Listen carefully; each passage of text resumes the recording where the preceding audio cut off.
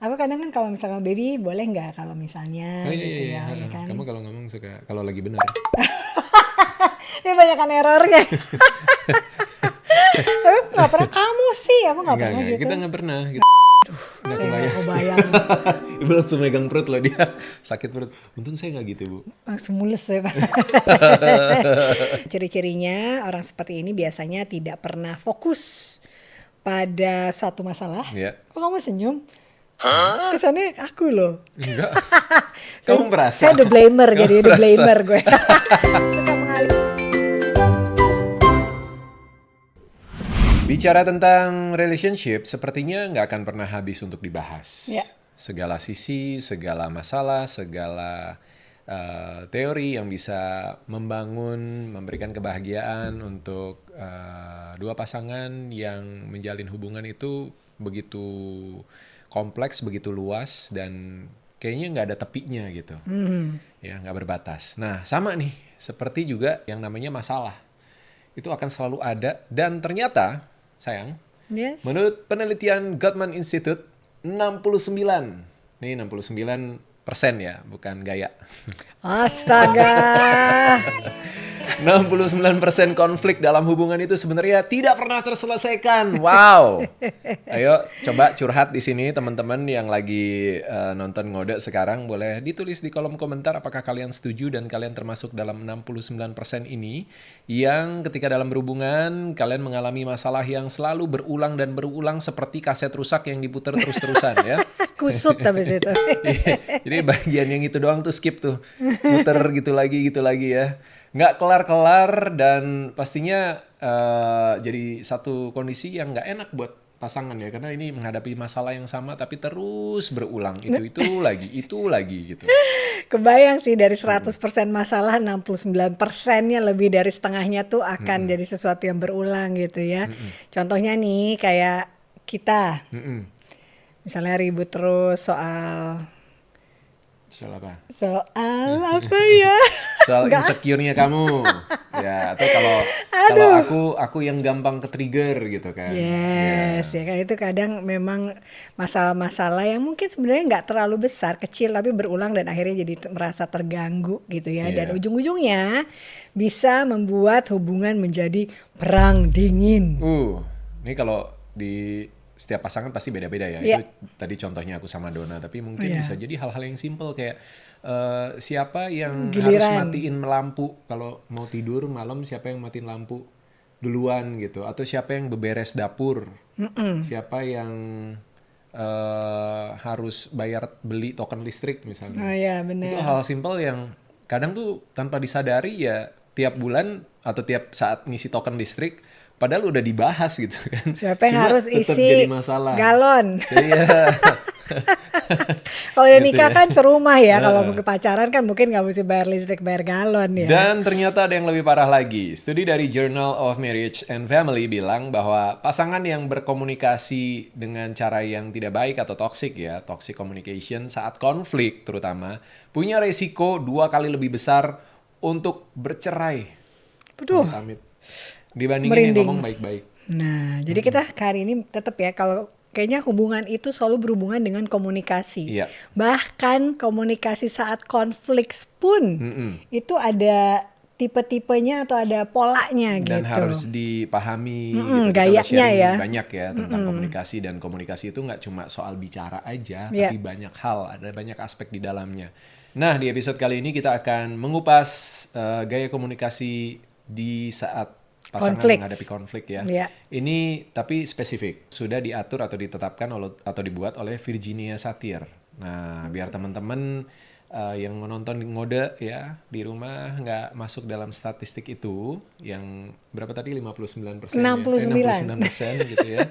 Itu karena menurut aku kalau di luar sana tuh masih banyak yang baru dengar atau belum tahu Iya, tentang ini nih. atau nggak tahu Iya. gaya konflik, gaya bicara atau komunikasi saat konflik seperti apa gitu kan. Tapi sebelum kita kenalin gaya-gaya komunikasinya, kita Iya. kenalan dulu nih sama Virginia Satir, Iya. seorang terapis keluarga yang mengidentifikasi pola respons orang saat menghadapi stres atau konflik atau masalah dalam sebuah hubungan. Oke, sekaligus nih kita belajar juga ya. Jadi Virginia Satir ini mengelompokkan gaya komunikasi orang pada saat menghadapi konflik itu dalam 5 tipe ya. Kita akan bahas satu persatu. Gaya komunikasi orang saat menghadapi konflik. Yang pertama adalah the placesetter atau people pleaser. Orang dengan tipe ini itu cenderung adalah orang yang suka mengiyakan ya segala hal, takut menolak dan terlalu sering meminta maaf. Ya. Oke, contohnya misalnya gimana ya? Nggak apa-apa kok sayang, iya nggak apa-apa. Aku nggak marah kok. Padahal sebenarnya sakit hati banget gitu, ya. Atau sayang maaf ya, aku salah, maafin aku janji aku nggak akan bikin kamu ngerasa kayak gitu lagi. Kenapa nadanya harus gitu kok, aku jadi merinding. Pokoknya asal kamu happy, aku bakal ngelakuin apapun. Nah, gitu. Ya. Habis itu? Padahal dia sedih dan dia nggak salah sebenarnya gitu. Tapi dia ya itu the placesetter ya. Jadi tipenya suka mengalah, people pleaser, ya. Takut bikin orang lain marah, nggak enakan, sampai emosinya sendiri aja tuh dia telan aja sendiri gitu. Seolah-olah dirinya baik-baik aja padahal enggak sebenarnya ya. Dan dampaknya hubungan mereka akan jadi semakin gak seimbang karena salah satu dari pasangan ini ada yang selalu memendam emosi. Mudah dimanipulasi lama-kelamaan sampai akhirnya pasangan itu salah satunya kehilangan identitas diri. Dia udah nggak tahu dia siapa sebenarnya di situ, dia ngapain, Kamu gitu kan, siapa? dan buat apa gitu. Kamu siapa? Kamu siapa? Aduh, tapi kalau sampai segitunya ya dampak dari the placesetter ini, kalau kamu tadi sebutin secara verbalnya, sekarang tuh secara gerak tubuh tuh biasanya postur mereka itu suka jadinya menunduk. Suaranya jadi lemah gitu atau kecil gitu ya, dan menghindari kontak mata. Nah, kira-kira kamu apakah punya ciri-ciri seperti ini ketika sedang berkonflik sama pasangan kamu? Apakah kamu lebih sering cenderung untuk menunduk, terus menghindari kontak mata, dan suaranya mengecil? Nah, mudah-mudahan enggak ya. Tapi kalau iya, mungkin nanti bisa kita sama-sama cari cara supaya bagaimana mengubah di sesi ngode kali ini ya. Yang pasti itu bukan salah satu dari kita. Yes, Enggak. bukan. Kita nggak ada yang Placesetter. people pleaser, nggak ada. Nggak ada. Oke. Tipe yang kedua yaitu the blamer atau orang yang menyalahkan. Nah, kalau orang dengan tipe ini selalu berusaha mencari kesalahan orang lain, playing victim gitu kali ya jadinya. Dia selalu jadi korbannya, defensif dan pasti ingin mengontrol situasi dan cenderung jadi mengintimidasi, bahkan memojokkan orang lain. Wah, nih paling nyebelin kayaknya nih. Kalau dalam konflik itu selalu dia akan speak up gitu ya. Nggak bisa, ini salah kamu, ini gara-gara kamu. Kalau kamu nggak begitu, aku nggak akan begini. Pokoknya kamu yang salah. Aku selalu benar. Repot banget juga nih ngadepin orang seperti ini ya. Dan bahasa tubuhnya juga itu selalu menunjuk. Agresif ya. Iya, menunjuk lawan bicaranya. Suaranya keras kayak tadi kan aku. Ya. Terus ekspresif banget gitu. Benar. Nah, dampaknya lawan bicaranya akan seolah-olah merasa diserang dan ia memilih untuk jadi menjauh. Nah, biasanya gitu. Atau kalau ketemu yang setipe jadinya berantem terus tuh. Iya benar. Iya, konfliknya gak ada yang mau kalah ya kan. Dan dengan komunikasi yang seperti ini tentu saja membuat konflik atau masalah itu cenderung menjadi lebih besar dan semakin runyam, memanas tanpa solusi. Iya. Nah, kenapa sih sebenarnya orang-orang berperilaku seperti ini ya? Karena mereka tuh memang cenderung ingin mengendalikan situasi ya, dan menutupi rasa ketidaknyamanannya, rasa bersalahnya biasanya. Gitu. Oke, kita lanjut ke yang ketiga, yaitu the computer atau terlalu rasional. I think this is you. Mungkin kita coba cari tahu ya. Ciri-ciri orang yang seperti ini, pola komunikasinya adalah orang yang malah bersembunyi di balik logika dan fakta untuk menghindari perasaannya. Mereka juga terlihat dingin karena menghindari intimasi, selalu menekan logika ekstrim dan objektivitas sampai mengabaikan emosi dan kehangatan. Oh, ternyata bukan, Bu. Bukan. Ya, karena saya tetap rasional juga, walaupun dan tetap hangat. Ada fakta, ada logika yang saya kedepankan, tapi bukan cuma sekedar pemikiran, tapi juga perasaan. Aku rasanya kayak gini gitu. Aku berpikir sebaiknya kayak gini gitu kan. Dan kamu juga termasuk orang yang bisa memvalidasi perasaan aku juga atau perasaan pasangannya gitu ya. Nah, kalau misalnya kita kasih contoh, Ya. contoh kalimat deh. Oke, Orang misalnya seperti ya, ini. misalnya pasangannya ngeluh karena kita sebut Mr. X ya. Mr. X ini nggak punya waktu buat pasangannya dan terlalu sibuk sama kerjaannya gitu. Akhirnya si Mrs. Y ini ngerasa kesepian. Nah, orang dengan tipe The Computer ini, Mr. X ini akan menjawab secara logis. Ini tapi bukan gender ya, bukan cowok cewek, cuma ngasih contohnya aja cowok Mr. Iya. X gitu. Menjawab secara logis dan by Ada data data. gitu. Waduh. Faktual gitu. Misalnya gini, dia bilang, loh, kan dibandingin bulan lalu, bulan ini kita lebih sering ketemu. Weekend ini kita udah keluar sekali loh. Walaupun 3 weekend sebelumnya kita nggak ngapa-ngapain. Jadi udah sekeren data gitu. Masa iya sih weekend sekali ketemu nggak cukup buat kamu? Masa iya sih kamu masih ngerasa kesepian? Bahkan aku screen time aku itu udah berkurang 70% cuma buat nemenin kamu ngobrol gitu. Buat balasin chat kamu. Atau bahkan nambah buat balasin chat kamu gitu ya. Contohnya, jadi dia tuh by data gitu, by logical banget. Seolah-olah logik tapi menutupi perasaannya. Tapi kalau misalnya contoh lebih simpelnya nih, udahlah nggak usah nangis gitu misalnya. Nangis Nangis tuh, nggak nyelesain masalah. oh, Lagian oke. ngapain juga sih kita berantem, ngomong waktu aja nggak produktif. Gitu. Logikanya begitu ya, nggak usah berantem. Jadi nangis nggak memvalidasi emosi. Iya. Ya. Jadi dari itu cuma ngabisin waktu katanya nangis itu.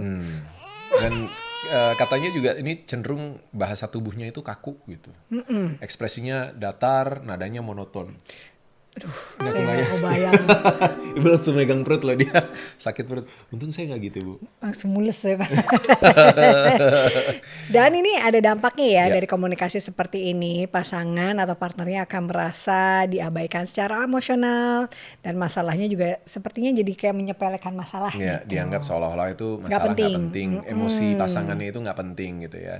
Yes. Dan orang seperti ini biasanya melakukan hal tersebut ya, pola perilaku komunikasi saat konflik itu seperti itu karena menghindari rasa sakit emosional dengan bersembunyi di balik logika. Yes.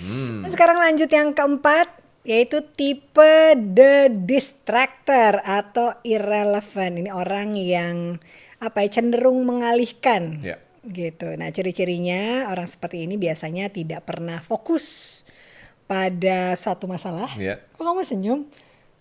Kesannya aku loh. Enggak. Kamu merasa? Saya the blamer, jadi the merasa? blamer gue. Suka mengalihkan pembicaraan atau bersikap nggak serius dan selalu menghindar pada saat situasi tegang dengan beralih ke topik yang lain Iya. atau juga bertingkah aneh dan gak Nggak nyambung. ya. Contoh kalimatnya misalnya, yaudah sih sayang udah lupain aja, itu kan dulu, sekarang kan nggak gitu, udah deh mendingan sekarang kita ngapain kek, makan kek, nonton kek apa gitu, ya Iya. nggak usah lah, udah nggak usah dibahas sayang, udah. Ya, jadi gimana tadi kamu di kantor gimana? Geli. Gitu. Oh gitu. Iya, jadi dia tuh distracting gitu ke Iya. pindah topik. Iya, biar Gitu. nggak dibahas Nah, masalahnya. Ini pasti ada nih yang kayak gini-gini Banyak. ya. Dan bahasa tubuh mereka juga kayak orang gelisah. Iya. Gitu ya. Terus kadang-kadang Awkward. ya. tertawa tidak tepat. Bahkan gerakannya juga gak fokus. Ini aku ada sedikit sih mungkin ya. Saya suka ketawa. Kalau kamu Oh iya. gitu. Enggak, ini kalau lagi konflik, Bu. Oh, Iya. gitu. Jangan dicampur aduk. Oh nggak bisa Iya. ya. Kok jadi sensitif ya. Buat pasangan yang memiliki tipe komunikasi seperti ini, dampaknya ini komunikasi mereka jadi nggak produktif ya, dan masalah pun pastinya jadi nggak terselesaikan. Iya, ini Gitu. biasanya cenderung orang-orang yang pola komunikasinya saat berkonflik seperti ini itu menghindari stres atau konflik dengan Mengabaikan. mengabaikan kenyataan realitas yang ada di depannya ya. Ini. Nah, Nah, tapi dari 4 tadi kayak belum ada ya kita Belum ya. ada, Tapi belum mungkin nanti kita cari tahu apakah memang gaya ada yang komunikasi bisa campur ya. Oke. Dan tipe komunikasi yang terakhir adalah the congruent ya. Ini adalah tipe komunikasi yang sehat. Iya. Ciri-cirinya, mereka itu selalu berusaha untuk jujur, menyampaikan pikiran dan perasaan tanpa menyakiti. Seimbang antara logika dan emosi. Tanpa manipulasi pasangannya, tanpa juga menyembunyikan perasaan, dan juga tanpa topeng. Jadi be real, be him atau herself gitu ya. Bahkan bahasa tubuh mereka itu juga selaras dengan isi pesan yang ingin disampaikan. Semuanya tuh inline, sama gitu, nggak berasa kontradiktif gitu. Iya. Nah, contoh kalimatnya kalau misalnya lagi ngomong gitu ya, sayang, aku tuh jujur ya, aku ngerasa Kalau aktor sedih. beda ya kalau ngomong ya. Kalau aku pasti nadanya biasanya. Kalau kamu bisa gitu. Ya kan saya berusaha untuk Oke. menyampaikan Oke, gitu oke. kan. Lanjut. Aku tuh jujur, kalau boleh cerita sama kamu, aku tuh ngerasa sedih loh sama kejadian ini. Aku juga ya agak kecewa sih. Soalnya kemarin tuh kamu tiba-tiba batalin janji kita.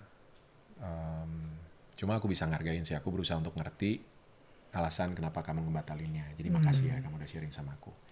Gitu, kurang lebih rasanya enak kan jadinya kan? Iya. Iya, jadi menyampaikan concern, menyampaikan emosi, tapi juga tetap realistis dan tidak memanipulasi, tetap menghargai, Iya. tetap merespek sama pasangannya ya. Betul, dan dampak dari komunikasi seperti ini pun akan lebih sehat untuk hubungan pasangan tersebut. Pasangan ini akan mendapatkan solusi win-win. Iya. Ya kan, win-win solution. Terus hubungannya juga akan menjadi semakin erat, harmonis dan hangat. Dan alasan mereka melakukan itu hanya karena ingin menjalin koneksi otentik yang sehat dan bisa saling memahami. Begitu, Yes. baby.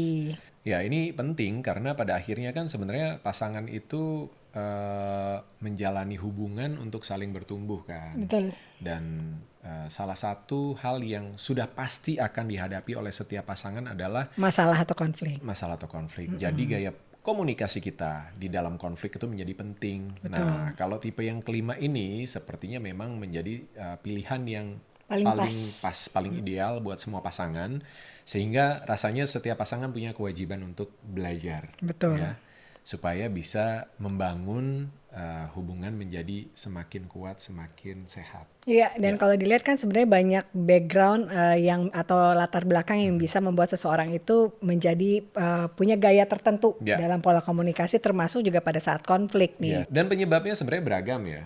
Misalnya bisa dari pola asuh seperti yang dialami oleh the playsetter. Pola asuh the playsetter pada waktu kecil itu sering tumbuh di lingkungan yang menghukum ekspresi emosi. Atau bisa juga dari trauma masa lalu, seperti the blamer.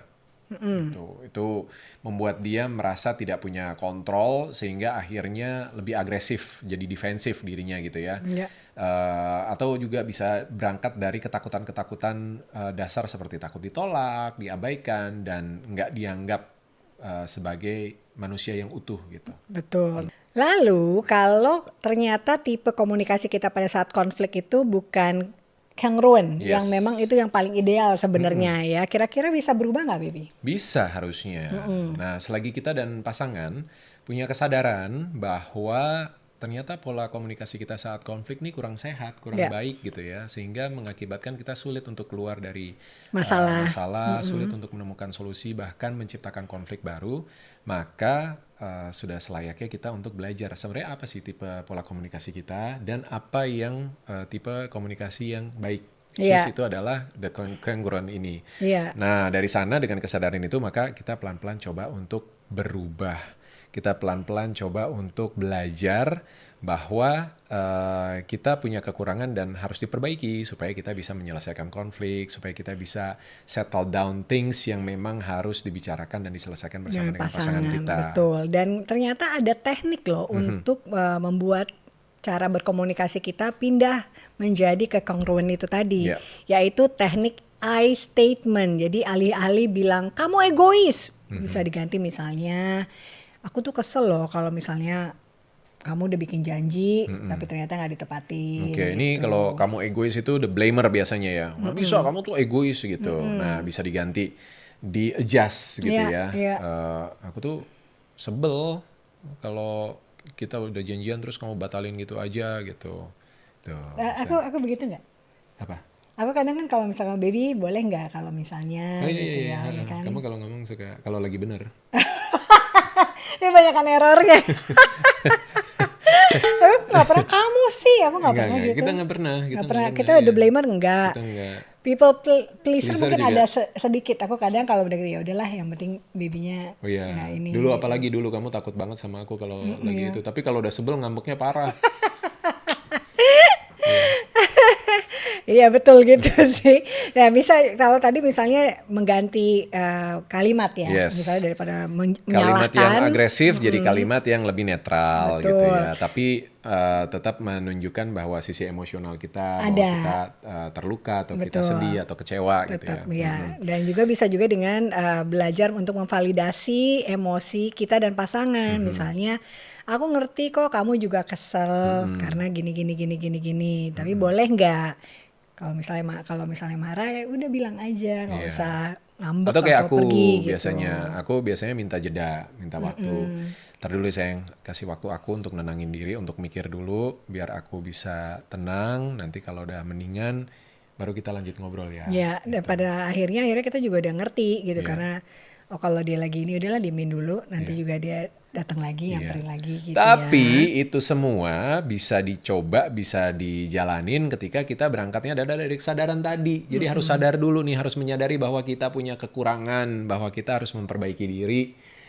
Dan dari sana timbul keinginan dan kemauan. Untuk memperbaiki. Karena biasa, kalau ditanya bisa atau nggak? Bisa. Nggak ada yang nggak bisa. Mau atau nggak? Betul. Pertanyaan berikutnya. Setuju. Yes.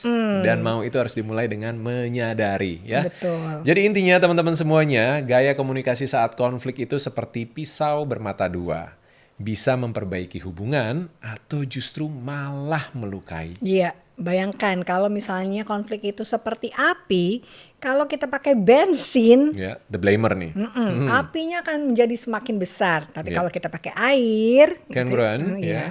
apinya akan padam, bahkan bisa jadi api unggun yang menghangatkan hubungan. Yes, the way we talk during conflict decides whether we build walls or Bridges. bridge. Yes.